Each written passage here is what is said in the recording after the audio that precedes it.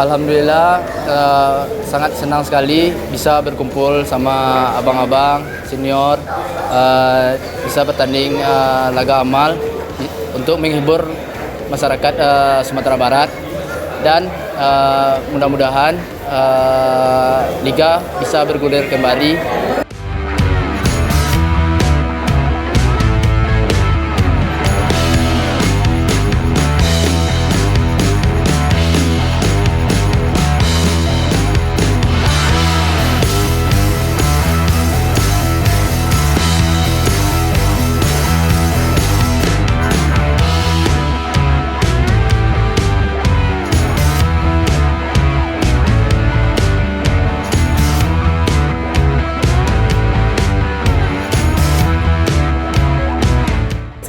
Terima kasih.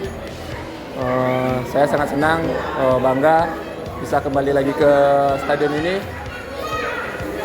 Senang hati bisa berkumpul sama teman-teman yang dari Sumatera Barat yang bermain di luar dan bisa kembali melihat tribun di Gor Agus Salim.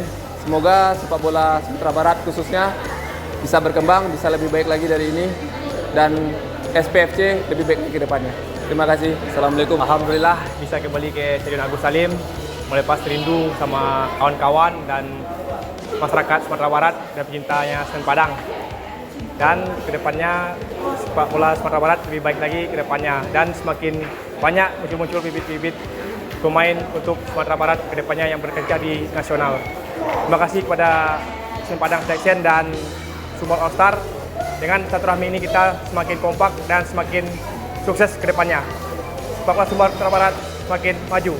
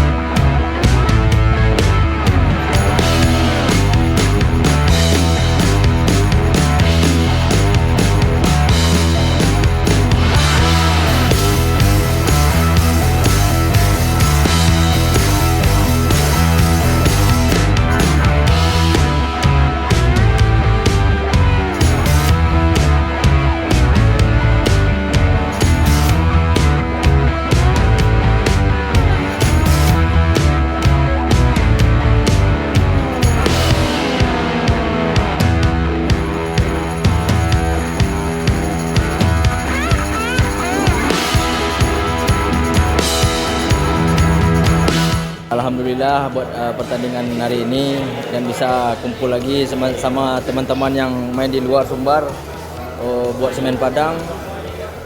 Semoga musim depan lebih baik dan Liga Indonesia kembali bergulir secepatnya. Terima kasih.